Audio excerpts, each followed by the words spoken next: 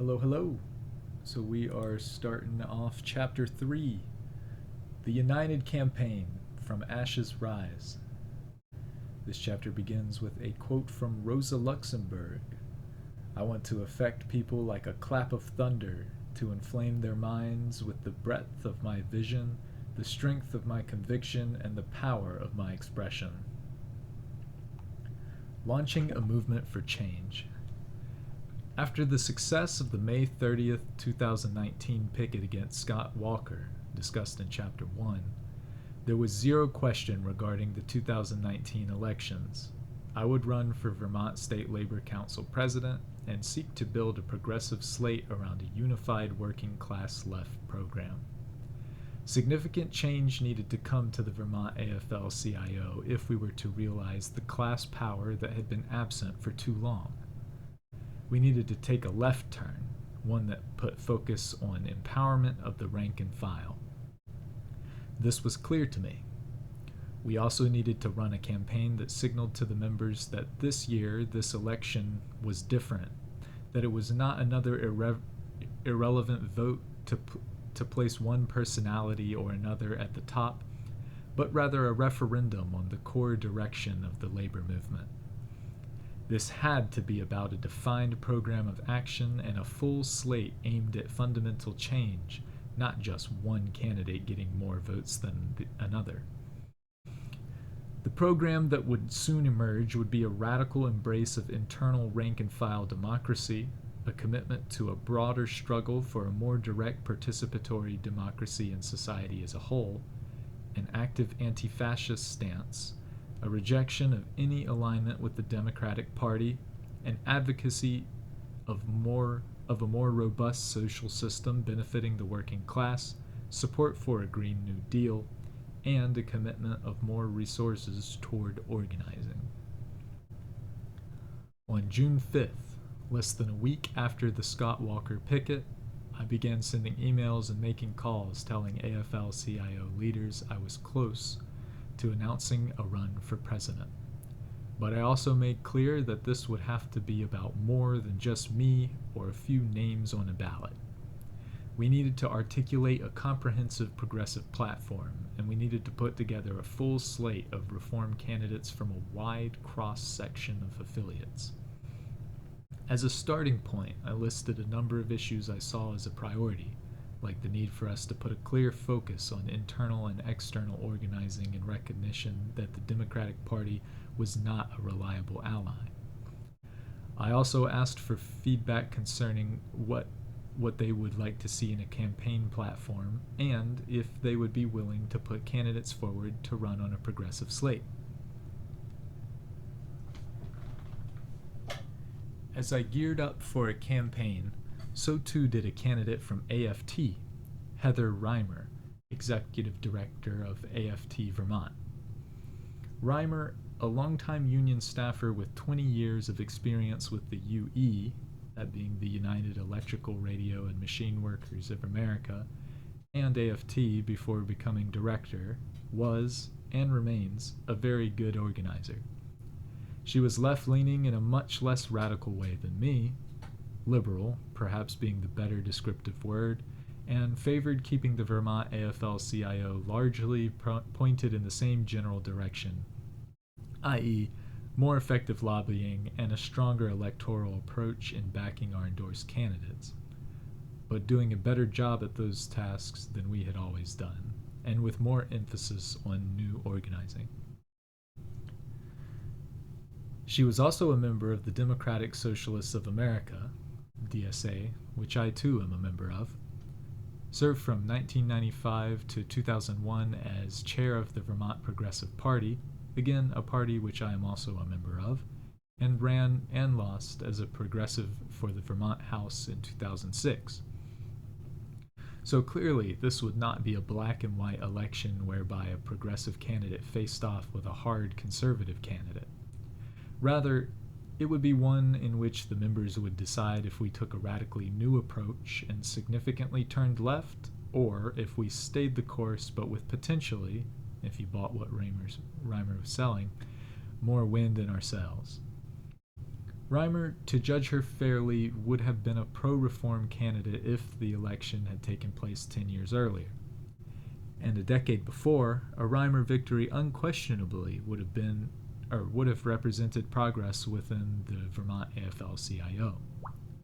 Whoops, pardon me, forgot to turn my ringer off. In many ways, her politics felt close to those of Ben Johnson before he became a traitor, the last Vermont AFL-CIO president to come out of AFT. But we were not running in the past. The election would be in 2019, and what was to the left now was not the same thing as what had been to the left before.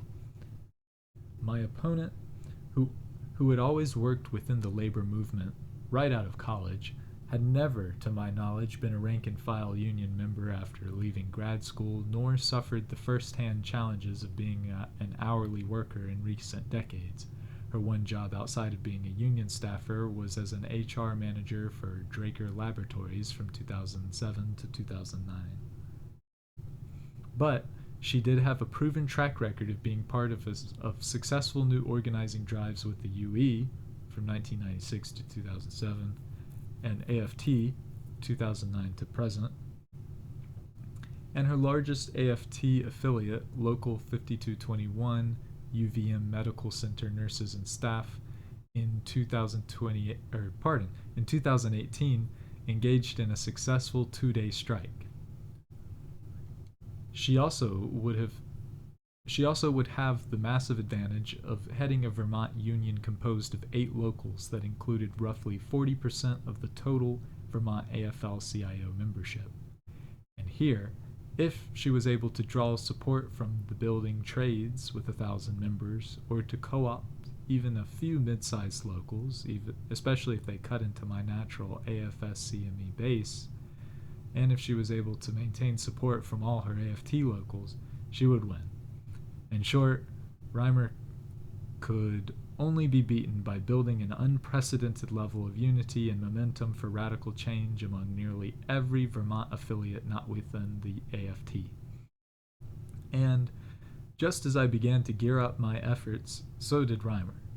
As a starting point, based on the numbers alone, a betting man would not be wise to wager against her unless they secured 10-to-1 odds. I and any slate I ran with would not come out of the gate as the clear underdogs. From the start, it was my estimation that once a progressive slate was put together, it would take a strong inside and outside game for us to prevail. We would need to reach out to key local leaders and give them reason to send delegates to the convention who would support us. More importantly, we would also need to generate awareness and support from the rank and file themselves, creating the sense that the progressive slate was a manifestation of their own desires for change. In short, the election strategy had to be maximalist in nature, aiming to have as many union members at the convention as possible in order to challenge the conventional math whereby a few delegates carrying the votes of a limited number of large locals would determine the outcome. But such an approach to a contested election had not been carried out in recent memory, if ever, within the Vermont AFL-CIO, nor were contested elections, let alone ones that included an organized slate united around a common platform, even typical in any state labor council election. Such a grassroots approach to building momentum for progressive internal change was perhaps more possible within the Vermont AFL-CIO due to its rural scale, a plethora of small locals, and a limited labor bureaucracy in comparison to many other state labor councils. The fact is, in Vermont, a great number of our affiliated locals are run by full-time workers, and not staffers or paid officers. And even though many affiliates still have gatekeepers between potential reformers and their rank and file, the problem is less pronounced than in other regions of the U.S. Point being, The opportunity existed for us to make an appeal to the members themselves and, in fact, to reach them and move them with an effective working class left program.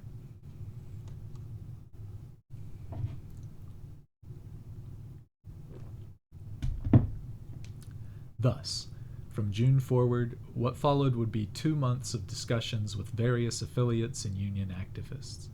To help facilitate meaningful and focused discussion, I floated a draft platform to potential allies that, among other things, committed the Vermont AFL-CIO to supporting internal, member-driven, democratic reform, increased resources toward organizing, internal and external, expanded social benefits for the working class generally, promoted a Green New Deal, and took a step back from the Democratic Party.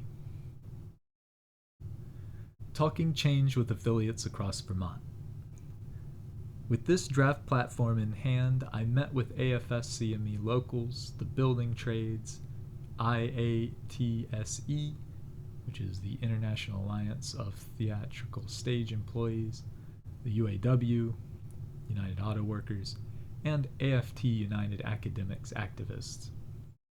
Talking with AFS-CME members, I was again reminded that prior to the efforts by myself and local presidents to build for the 2018 convention, a majority of the rank and file did not even know what the AFL-CIO did, or that they were members. When faced with instances of such understandable ignorance, I affirmed to members that the reason they did not know about the AFL-CIO was because of how ineffective the Labor Council had been for so long, thus not being relevant in our lives. From there I would pivot, asserting that this fact in and of itself was reason for us to take the AFL-CIO back and make it be something that supported us in our struggles, and this approach seemed to ring true to members. With other affiliates, time and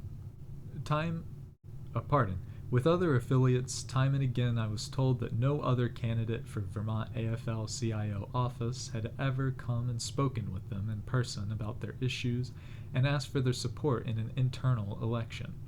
So already, for many, this felt very different than in past years, when it typically didn't even register that there was an election coming, let alone having knowledge beforehand as to who the candidates were and what their visions for the future of labor amounted to.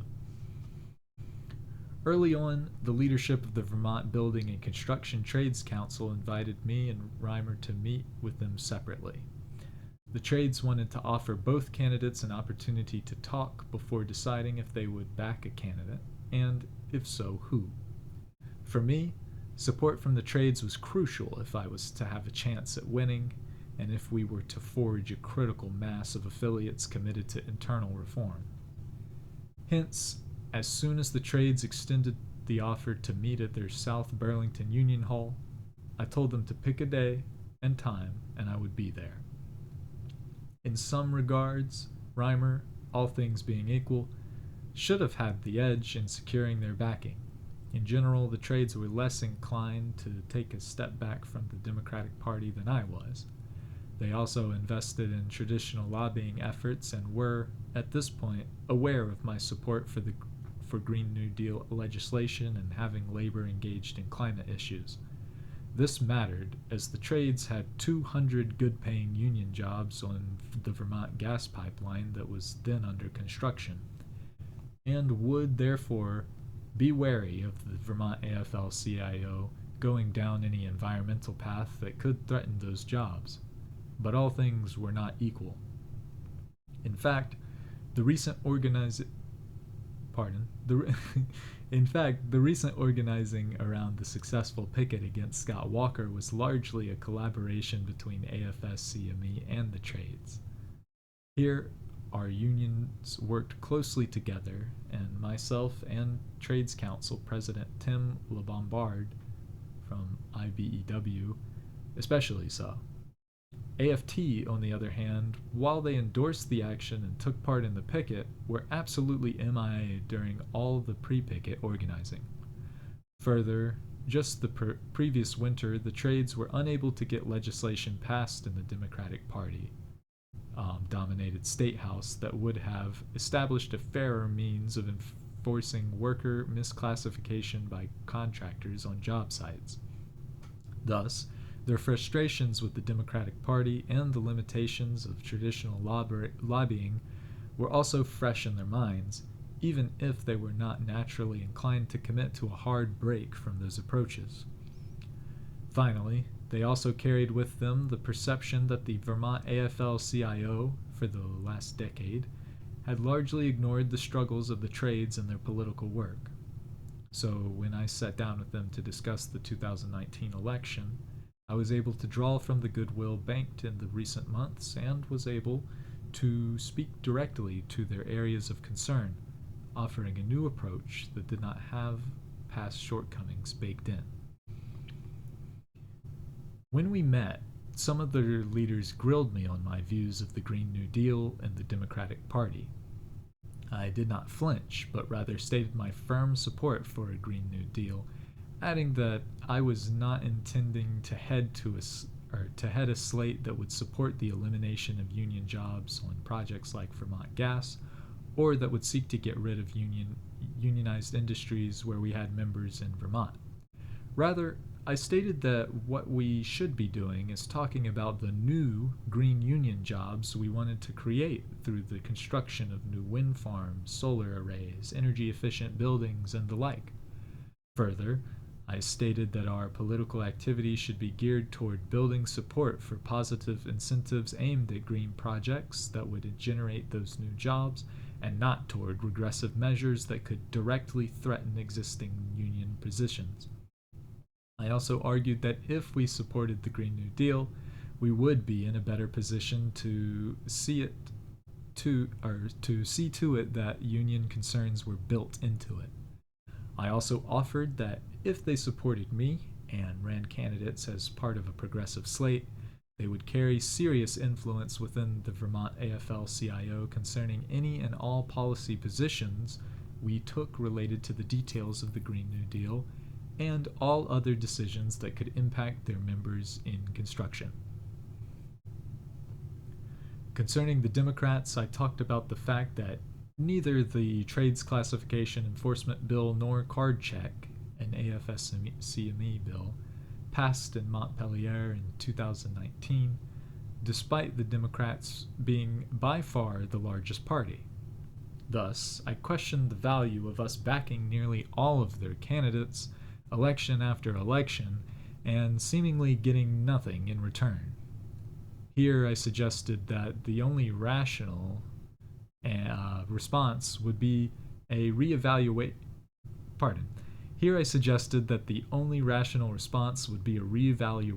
of our relationship to the Democrats, and for us, at minimum, to be much more intentional regarding which candidates we backed. After all, when the sum of our experiences in the State House in 2019 was failure, that did not leave us with much to lose if we took a new approach. All told, leaders of the trades seemed to appreciate me being forthright and candid in stating my views. They also seemed to indicate to me that they agreed that now was the time to try a different kind of political approach with the State Labor Council, as the approaches we had engaged in recently had failed. But they were not going to make an endorsement on that day. They wanted to wait and meet with Reimer and then weigh their options. However, weeks went by and that meeting with Reimer did not materialize. According to Building Trades Council President LeBombard, Reimer had consistently failed to coordinate a date for the offered meeting.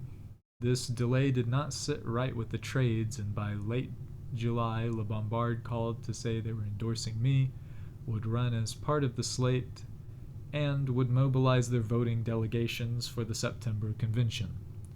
Reimer would eventually settle on a date to meet with them, but that fell after they had issued their endorsement. Given that the trades were not interested in second-guessing their decision, that meeting had no impact on the events that would follow.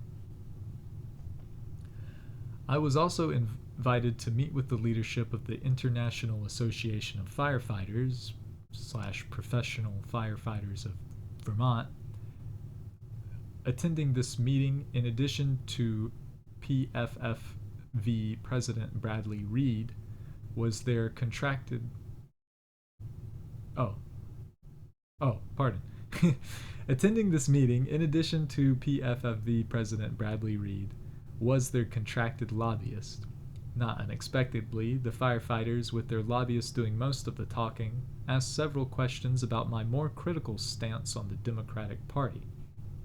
In the end, the firefighters, who politically had been more conservative than a number of our other unions, would endorse my opponent, Reimer, and would oppose our progressive slate. If all 10 of their Vermont unions and all 250 members were active in the Vermont AFL-CIO, this could have prevented a challenge. But only one small Local 2934 with 9 members, and the PFFV, as a labor association, were paying their per capita dues and were therefore eligible to vote in the September election.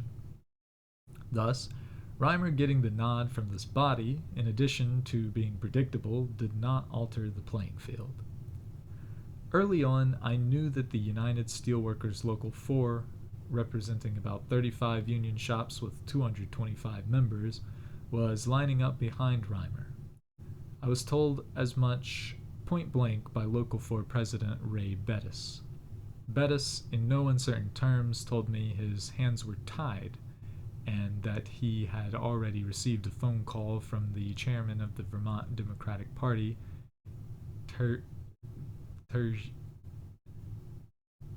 pardon me, I'm not sure how the pronunciation of that name, Terj Anderson, who informed him that the Local 4 had to line up behind Reimer. Upon learning this from Bettis, I reminded him that politicians who claim to support labor should be getting their marching orders from us, and that there is a serious problem when it is the other way around. But Bettis was not moved, and he further stated that he represented Democratic Party staff members and that they would compose a significant portion of Local 4's convention delegates.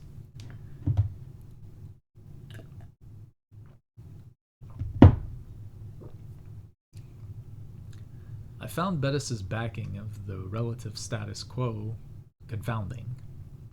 Over the previous year, I had often met with Bettis both for drinks and at his Union Hall and bar to talk shop and provide advice about various grievances he had brewing. Bettis, on many occasions, had also expressed frustrations to me regarding his international and the general irrelevance of the Vermont AFL-CIO over recent leaderships. When the former came up, I would say how we needed to change the state fed in a way to help locals like his grow through organizing new shops. Bettis had always seemed to agree. With such a personal relationship banked, I assumed United would have support from Local 4 when the time came, or at least that Bettis would go to bat for us with his members. But I was wrong. Local 4 had recently organized Vermont Democratic Party staffers, and these 4 or 5 staffers, and the Democratic Party leadership as a whole, seemed to be holding unreasonably significant influence within the local. Further, Vermont AFL-CIO political director Dennis LaBounty, no relation to 1343's Carl LaBounty, was also a member of this local and served on its executive board. LaBounty, at the time the State Labor Council's only staffer, was a primarily State House lobbyist, a Democrat, and very much part of the old guard. As a lobbyist, he believed very strongly in the need for us to prioritize our relationship with the Democratic Party, even though we got very little in return.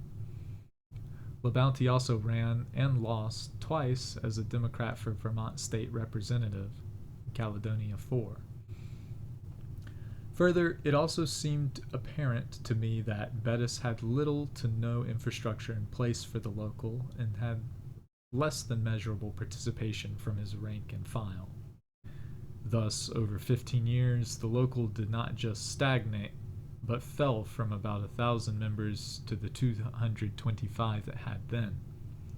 And here it seemed that LaBounty and Democratic Party staffers were the major players involved and informed about broader labor issues or AFL-CIO matters. All this coupled with the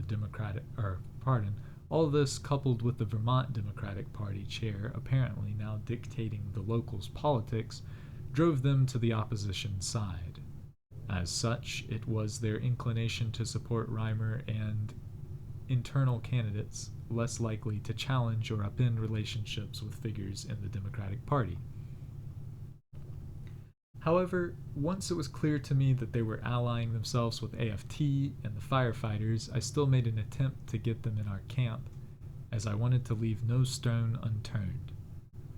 Through my good friend Connor Casey, himself the former executive director of the Vermont Democratic Party, I arranged for a meeting with Democratic Party staffer Spencer Dole, who I knew was going to be a delegate at the convention.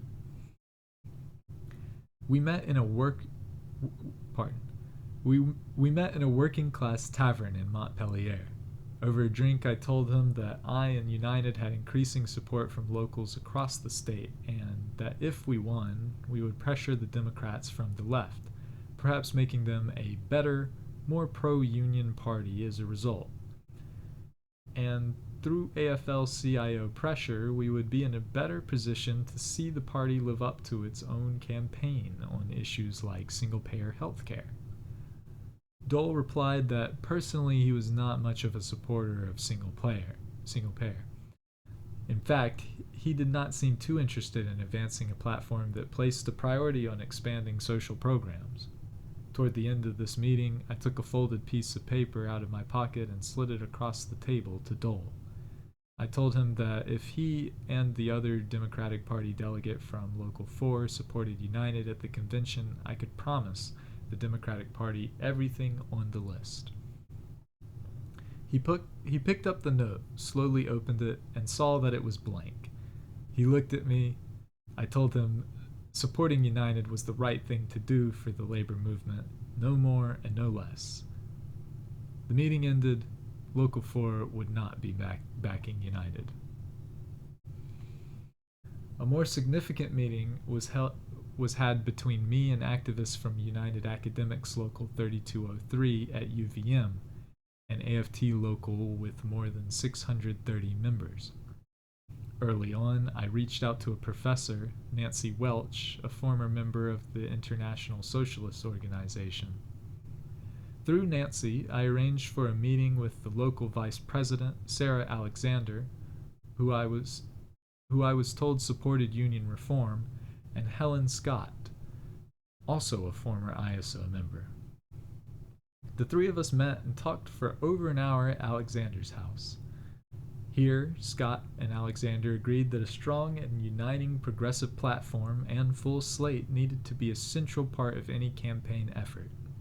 Scott also stated that many of their members, college professors, would be more inclined to support candidates or a slate that promised to be engaged not only in core union matters, but also in social justice issues, ranging from anti-racism to solidarity for undocumented farm workers to expansion of social benefits for all.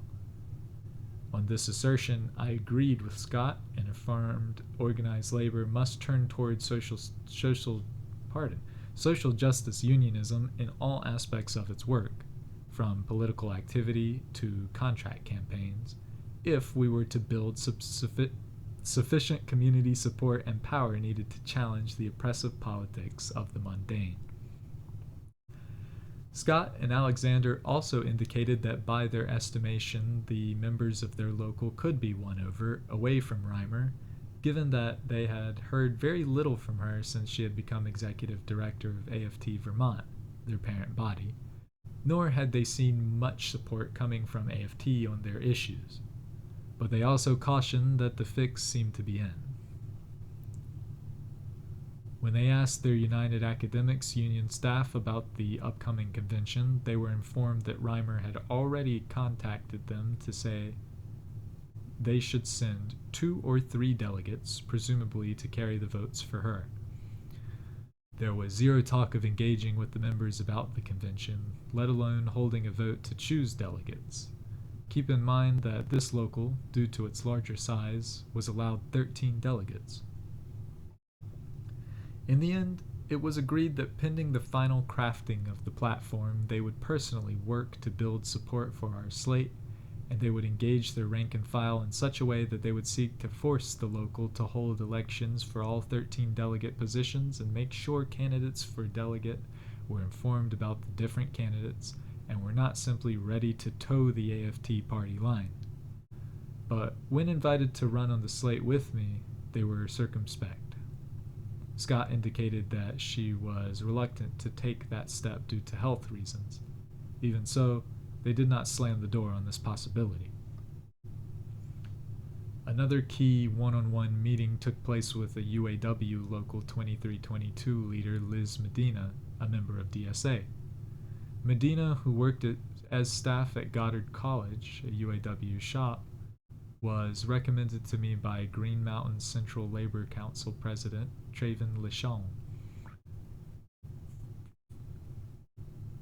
Medina and I sat down at a tavern in Montpelier and had a wide-ranging conversation about the state of the labor movement. We also touched on the draft platform I had previously provided her with. Coming out of that discussion, Medina agreed, like the AFT activists, to personally back my candidacy and the slate and to work to build support within her local. But like the AFT activists, she too was non-committal when asked if she would run as a part of the slate for a district vice president position. Looking back, this first conversation with Medina would prove to be an important moment. As will be discussed in a later chapter, Medina would go on to become the first Vermont AFL-CIO executive director under United less than 2 years later.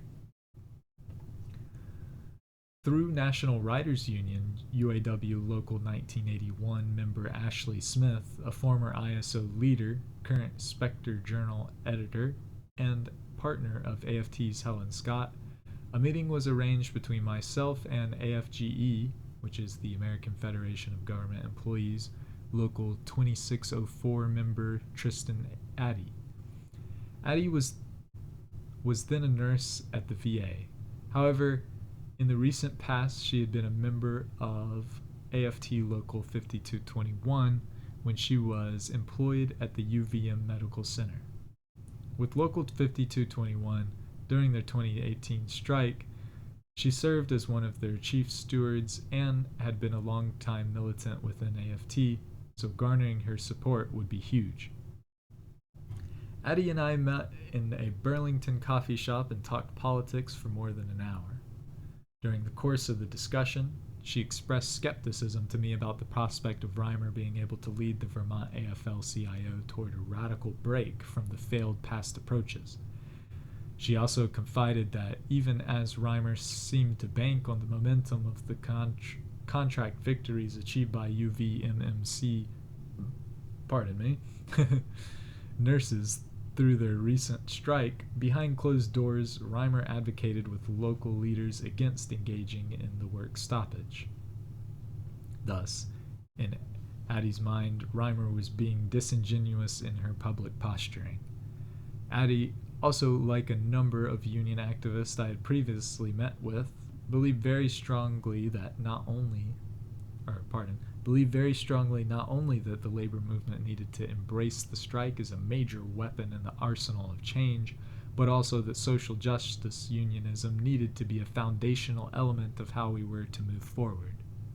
By the end of this meeting, Addie agreed to support the progressive slate and further agreed to consider running for office with us. Concurrently with all these meetings, I also engaged heavily with all 9 of our AFS-CME locals in Vermont. I attended local meetings to talk about what I was seeking to do and asked our presidents to maximize their convention delegations to help win the vote.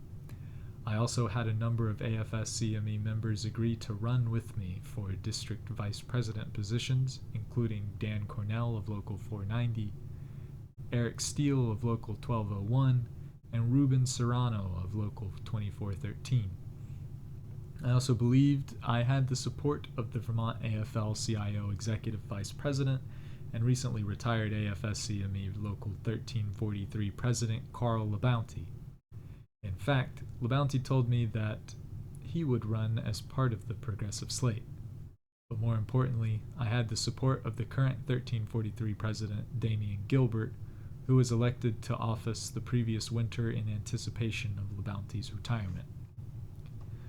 Gilbert was an important figure in all these election efforts. The winter before, he had been elected as the new president of 1343, representing, largely, town and city workers in Chittenden and Franklin counties, with their flagship being the city of Burlington. With 400 plus members, this local was sizable for the Vermont AFL-CIO. Gilbert, at the time, saw with clear eyes that organized labor must become more active, more militant, and more aggressive in the fight for union power relative to the bosses and the politicians. He also was one of the major organizers of the picket against Walker in May. Without Gilbert and the support of his local, the Scott Walker picket would not have been nearly as successful as it was. And now that union attention was bending toward the September convention, Gilbert put his full focus to the matter and made sure that 1343 would send its full complement of delegates and alternates to the convention, and that to a person they would be in support of the progressive change the election was capable of helping to bring about. More will be said of Gilbert later. The United Slate and 10-point program for union power. Coming out of this multitude of meetings and discussions with members and affiliates, by late July we put forth a comprehensive and final platform that incorporated all those concerns, suggestions, and demands that were articulated and expressed by members and leaders who pined for labor to become a force again in the struggle. The platform, a detailed 3,500-word document, was called the 10-Point Program for Union Power, and later, post-election, after it was adopted as the official Vermont AFL-CIO platform, it would be known as the Little Green Book. As a companion to the full document, we also produced a summary version and used this throughout the remainder of the campaign. The summary was as follows: Vermont AFL-CIO United, 10-Point Program for Union Power, Summary of Platform for Change. Union Democracy. We shall seek to amend VT AFL-CIO Constitution to allow all members an equal vote in electing union officers. Seek to involve the rank and file in collective decision-making. Working class unity. We oppose fascism and discrimination in all its forms. We are strong when we are united as union members and as one working class. Our social program. We believe that if you work 40 hours a week, you should not have to struggle to pay your bills and make ends meet. We will fight for an expansion of social programs that benefit all working people, and we will fight to make sure these programs are paid for through progressive taxation and not having new burdens placed on working people. A popular front. We will seek to coordinate on social and political efforts with allied unions outside the AFL-CIO and with community organizations when and where those unions and organizations' interests reflect our own. We recognize that we, as a people, are stronger together than apart. Green New Deal. We support investment in our public infrastructure that results in a healthy environment. We assert that all such projects involving public money must guarantee prevailing wages, good benefits, and that union labor is organized. Electoral politics. We will not support candidates that do not actively support us. We do not care what party they are affiliated with. We recognize that the politicians in Montpelier have not been representing our union interests. We will therefore explore new, more effective ways to approach electoral politics. Working class democracy. We assert that working people, as the majority, should have a direct vote and say concerning the priorities and laws of the land. We therefore will fight to implement a town meeting-based referendum system style of government. Priority on organizing new shops. We know that by unionizing new shops, we grow our union power. We shall therefore dedicate real resources to organizing, and these resources shall support the organizing efforts of affiliated unions. We are not afraid of strikes. We unequivocally assert that without our labor, Vermont cannot work. Therefore, one of the most powerful tools at our disposal is the withholding of our labor. When strikes occur, we shall provide support to striking workers. During contract negotiations of affiliated unions, we shall also provide assistance by way of model contract language which, when implemented, helps build a stronger labor movement. Building a more powerful labor movement. We stand with those union members that stand with us. We further recognize moving a progressive working class platform forward will take not only the participation of AFL-CIO unions, but also that of the NEA, VSEA, UE, and other non-AFL-CIO unions. We therefore invite like-minded members from within those unions to adopt this 10-point program, to join us, and to seek to implement this program in every union in Vermont. We further recognize that it is not enough to capture the leadership of unions. To win, we will also require rank-and-file engagement and action. Thus, we will work to increase the involvement of the rank and file at every level. On August 1st, I announced a provisional list of candidates who would compose the Progressive Vermont AFL-CIO United Slate. However, at that time I was still waiting for confirmation, or a final yes or no, from a number of potential candidates, including a number of women. So this provisional list was incomplete and less than ideal. It was top-heavy with men and still retained Executive Vice President incumbent Carl LaBounty as my running mate. Almost immediately, Reimer and her backers, such as AFT Vermont President Deb Snell, started making statements attacking us for our lack of women on our slate. And to be frank, this was a fair criticism. While I knew that it was likely we would have several progressive women join us on the slate in the weeks to come, right or wrong, I decided to move forward with announcing the provisional slate with the final platform, so as to allow us 6+ weeks to fully campaign. Then, on August 13th, a remarkable thing happened.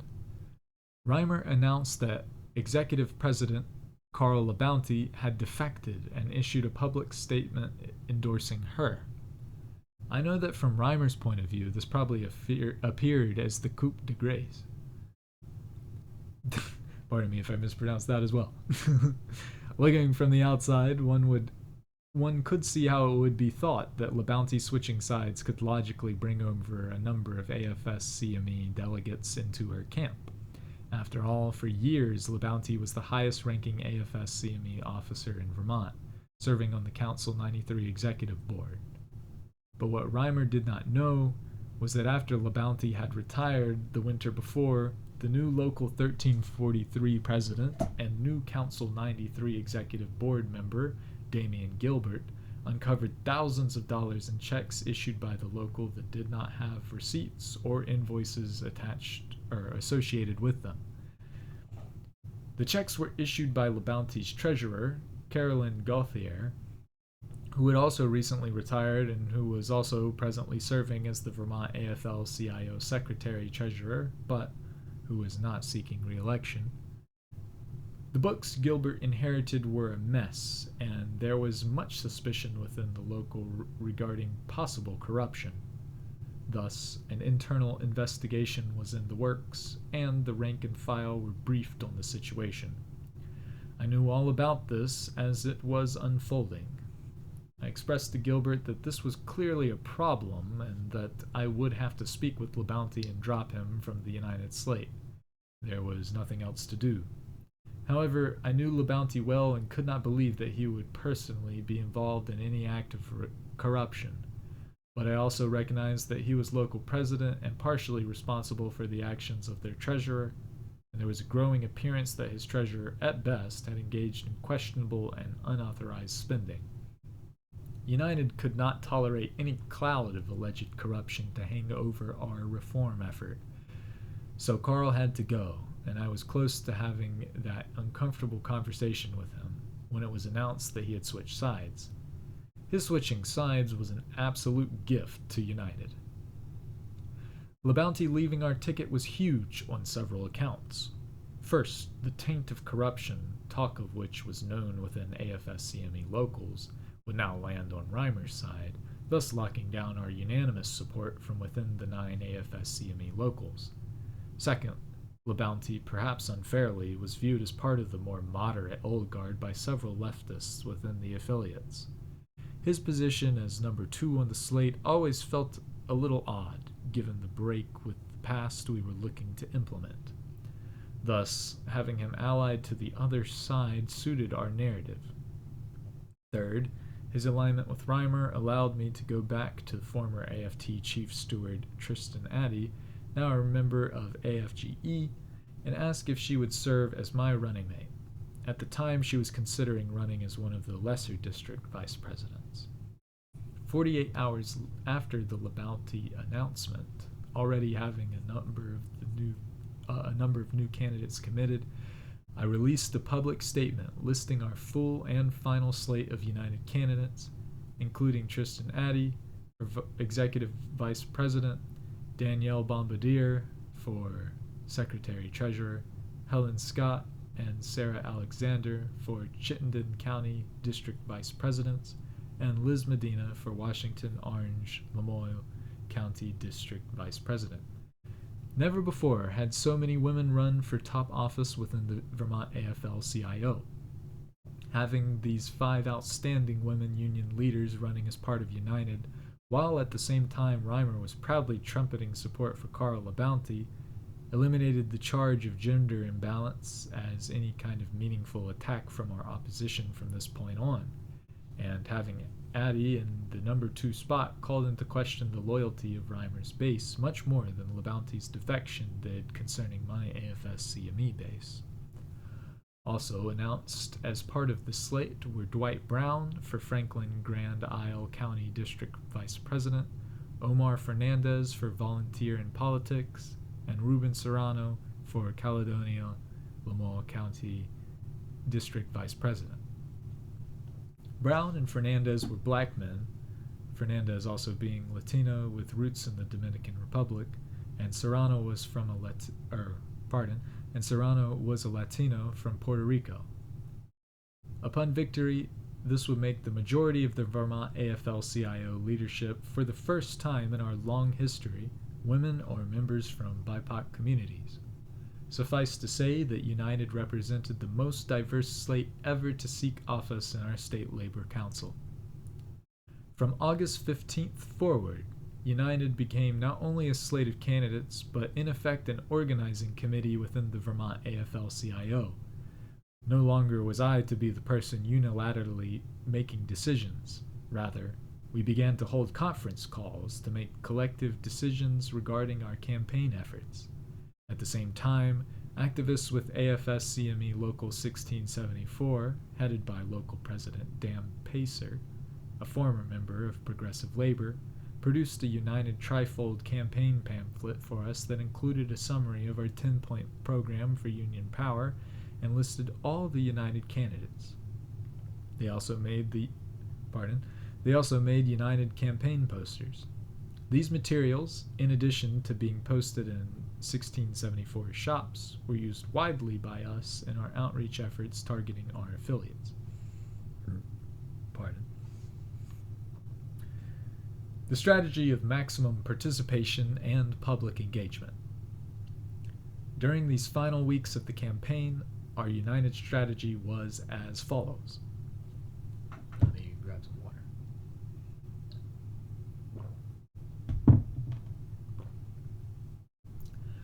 1.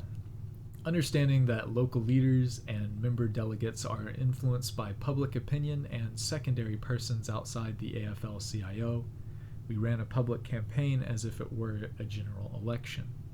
Here we leaned on public social media as a tool to reach people. 2.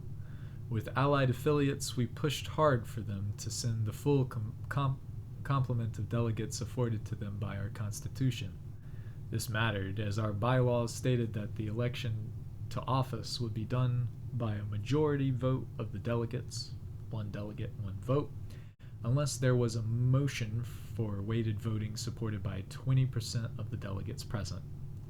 If it went to weighted voting, in theory, a single AFT delegate from Local 5221 could cast 2,000 plus votes, even if they were the only delegates present for that local. Thus, if we had 80% or more of the delegates supporting United at the convention, and those delegates voted against any motion to go to weighted voting, we could remove the uncertainty that such a representational model would carry with it. 3. We would conduct a high road campaign that talked about the issues and the differences between ourselves and our opponents, i.e., we would not engage in low road personal attacks. 4. We would also conduct more traditional outreach to affiliates via emails and phone calls to local leaders. 5.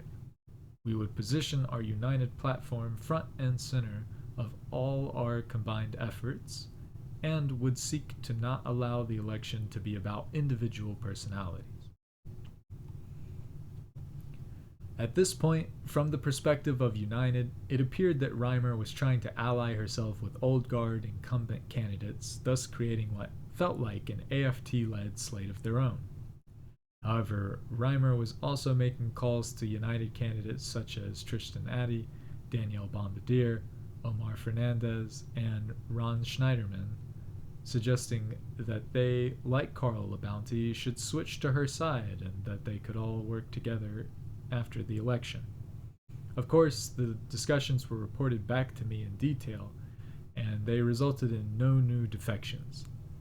But what Reimer was doing was in effect setting herself up as beyond any slate. She wanted to maintain support from old guard incumbents while also signaling to progressive insurgents that she was ready to work with them too, should they prevail. But in taking this approach, she risked being viewed as yet another personality seeking union office without committing to a true break from the past, or being a candidate seeking to embody a new, more radical vision for the future. However, Reimer was not just engaging in discussions with AFL-CIO affiliates. Like United, it appeared as if she was also doing outreach to secondary targets outside the AFL-CIO, presumably to have them influence their contacts within the State Labor Council. Thus, past VSEA President Michelle Salvador, herself being a progressive union reformer, reached out to me around this time to report that Reimer had cold-called her to say that what United was doing was for nothing, that the election math dictated that the vote was already a foregone conclusion and that she would emerge as Vermont AFL-CIO president on September 15th. I told Salvador that we were looking at the math too, and assured her that the contest was far from over. Reimer, on August 22nd, also put forward her own platform. While her positions were by no means conservative, and while she did express some progressive tendencies compared to AFL-CIO officers or candidates in other states, unlike ours, hers were short on detail, fit on a single sheet of paper, and boiled down to 1. Engage members so that we have an effective power in the legislature. 2. Engage in electoral politics as a principled way that builds power for working people. 3. Support organizing the unorganized. 4. Support local unions that have not been able to sign up a majority of their members. 5. Coordinate solidarity for contract and grievance struggles. 6. Provide inspiration and support for building membership and leadership in our local unions. In the same public statement, Reimer also indicated that she and allied affiliates would put forward multiple resolutions at the convention. These resolutions therefore indicated her position on different issues, including support for a Green New Deal. However, her campaign position on the Green New Deal came long after I and United had already made this a centerpiece of our new platform and after the building trades had joined United. So, there was no potential risk in Reimer taking this position at that point of the campaign. In addition, other resolutions would also call for the Vermont AFL-CIO to once again join the Working Vermont Lobby Coalition with VSEA and NEA, a staff-driven lobbying coalition we left after NEA's unilateral decision to introduce legislation that would have eliminated collective bargaining for school workers concerning health care, and to engage in the electoral process in a principled way. Other resolutions would support a number of pieces of legislation, including a $15 an hour livable wage, card check, and federal support for the U.S. Postal Service, that was already widely supported by Vermont labor. Her positions on rejoining Working Vermont and engaging in the electoral process were dog whistles intending to signal that under her leadership there would be no radical change regarding our relationship with the Democratic Party. And here these whistles were being heard loud and clear by Democratic Party acolytes. On August 29th, the professional firefighters of Vermont issued their endorsement of Reimer. So too did Democratic Party hack and former losing candidate for Lieutenant Governor Steve Howard. Also issuing a Reimer endorsement was State Representative Joanne Donovan, a Democrat and co-chair of the Legislative Workers Caucus. Reimer also had the clear support of all her AFT locals, minus United Academics Local 3203, which was still up for grabs, along with the United Steelworkers Local 4, who, as previously discussed, represented Vermont Democratic Party staff, and the AFS-CME retiree group, who had authorized LaBounty to be their convention delegate prior to him switching sides. I suspected that she would also earn backing from the Sheet Metal Workers Local 63, as their delegation would include incumbent District Vice President for Caledonia, Lamoille County, Bart Wilder. IBEW Local 2326, representing 169 Consolidated Communication Workers, not electricians from the trades, was uncommitted at this point and could go either way. It also seemed apparent that she was receiving secondary moral support from the Vermont Workers' Center, an organization like DSA, of which we were both members, and of which she had long established relationships with the staff members. But on United's side of the non-union leftist ledger, we had the backing of the Burlington-based Bread and Roses Collective. The fact that she had active support from the Old Guard, the chairman of the Vermont Democratic Party, and unionized Democratic Party staffers, USW Local 4, as well as endorsements from other high-profile Democrats, while she was also supporting a return to the Working Vermont Coalition and a normalization of our electoral approach, all played marvelously into United's hand concerning our public narrative. We were the slate of foundational change, and those with a perceived vested interest in maintaining the liberal status quo were with Reimer and the Old Guard. I don't know if Reimer was cognizant of this emerging perception, and I do not know if it was an intentional strategy on her part, although it was increasingly hard not to view it that way. All I do know is that, at best, it was incredibly foolish for her to allow this narrative to take root, and it ultimately worked against her personal self-interest. But just as one should never look a gift horse in the mouth, United did not question her larger motivations on these points and simply used these talking points to our own advantage as we continued to do outreach with affiliates, with members, and in the public. But even as the ground was increasingly favorable to our labor insurgency, It was clear that the election could prove to be very close, with even a few delegates deciding the outcome. As Reimer racked up establishment backing, United briefly explored nationalizing the campaign, so to speak, through prominent progressive endorsements of our own. I personally spoke with Sarah Nelson, well-known president of the Association of Flight Attendants, CWA, Communications Workers of America, and asked if she would consider endorsing United. I also spoke with Vermont's Lieutenant Governor, David Zuckerman of the Vermont Progressive Party, about the possibility of issuing his own United endorsement as a counterbalance to recent Democratic endorsements of Reimer. However, both Nelson and Zuckerman expressed that while they supported what United was seeking to achieve, such endorsements did not seem appropriate. Nelson indicated that if she came out for us, it could be viewed as a national progressive labor leader unfairly seeking to alter the outcome of a regional democratic process. Likewise, Zuckerman told me that while he found Democratic Party interference in an AFL-CIO election to be deplorable, he would not be inclined to have the Progressive Party go down that same path. Both Zuckerman and Nelson's reasoning rang true to me and United, and the matter was dropped. We would win or lose on our own efforts and how well our platform resonated with Vermont Union members.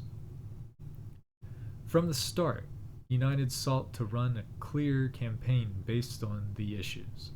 But as election day drew near, our opposition increasingly took a negative and personal tone. I received multiple reports from AFL-CIO leaders such as Tim LeBombard that one of the talking points Reimer would use with them was that I was too far left, too radical to effectively serve as Vermont AFL-CIO president. I was essentially being red-baited by a fellow DSA member. Then, on September 3rd, just 12 days before the vote, AFT Vermont and AFT Local 5221 President Deb Snell made public statements to the effect that the only reason we had women on our slate was to defang accusations that United or myself was gender biased. She also attacked me for using public social media forums as campaign platforms and asserted that I would, in essence, be an unhinged president, more apt to blow off meetings with legislators or talk over them rather than effectively work with them. She further claimed that I had failed to reach out to AFT locals to seek to learn about their issues or engage with them in the election process. One did not have to read too far between the lines to see that Snell sought to plant the seeds of doubt in members' minds that I was perhaps a sexist and certainly a loose cannon capable of a little more than banging on tables. In reality, I had personally reached out to AFT locals and leaders many times throughout the campaign, and of course we had two AFT members, Scott and Alexander, running on our United slate.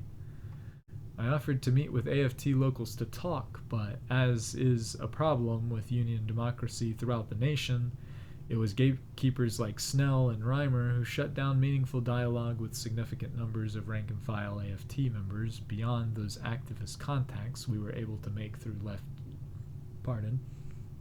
leftist channels. In fact, on at least a half dozen occasions, I reached out to Reimer to offer to take part in debates in front of AFS-CME locals, AFT locals, and in public on local radio. Each time I made such an offer, I was met with silence from Reimer. By early September, Scott and Alexander were successful with their interventions within their AFT local at UVM. Through rank-and-file pressure and growing interest in the election, the local agreed to hold competitive elections for the 13 delegate seats and, further, to invite both candidates to engage in a debate before their members. Even as my many offers to Reimer to engage in debates had previously gone unanswered, she could not ignore this one coming from one of her AFT locals, so we both accepted. The event was slated for September 10th, 5 days before the vote. There were so many moments that one could argue were pivotal for the outcome of the election, but this one the most. The math at this point seemed clear to me, and united. To win, we needed to hold on to all of our base, and we needed to gain overwhelming support from the single AFT local, the third largest AFT local in Vermont. Whoever the majority of this local supported would likely decide who would win for Vermont AFL-CIO president. It was that close. So a strong debate performance was not just desirable, but could very well determine everything that would come next. The debate drew a couple dozen members, many of whom were to be delegates at the convention. The opinions about the candidates that they walked out of the room with would be key.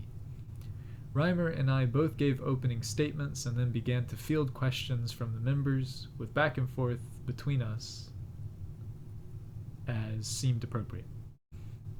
Both of us stayed to the high road and stuck to the issues. Reimer did well enough but missed the mark on a few occasions. When a well-liked AFT member and delegate, Patrick Brown, a black man originally from Jamaica, asked about how the labor movement should address discrimination and racism, Reimer's response was unfocused and rambling. She asserted, "Yeah, we need to do more of that."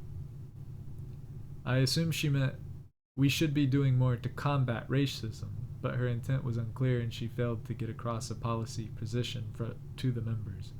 For my part, I said that we should make anti-racism a strong priority within the Vermont AFL-CIO, pointed out that anti-racism and anti-fascism was part of the United platform, said that it was no mistake that United was running the most diverse slate in Vermont State Labor Council history, and suggested that we should explore creating a BIPOC caucus within the Vermont AFL-CIO.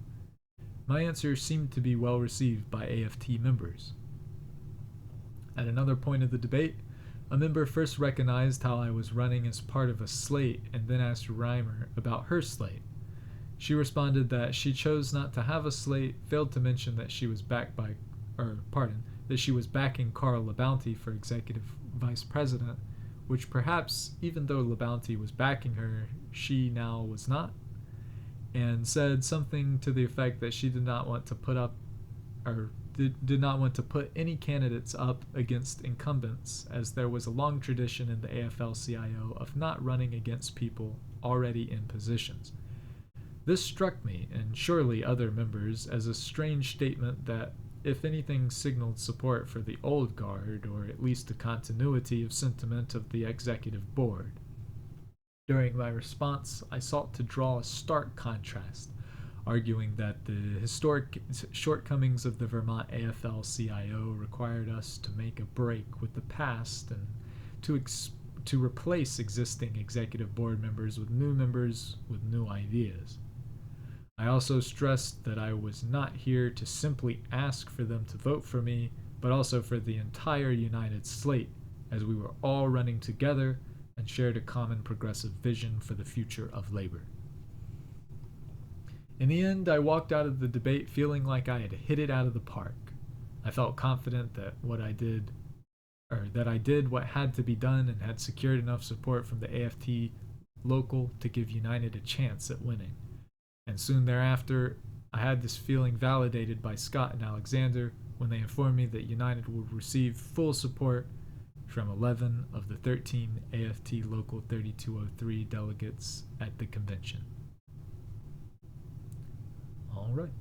As always, thank you so much for checking this out, and we will be back soon with Chapter 4. Best wishes.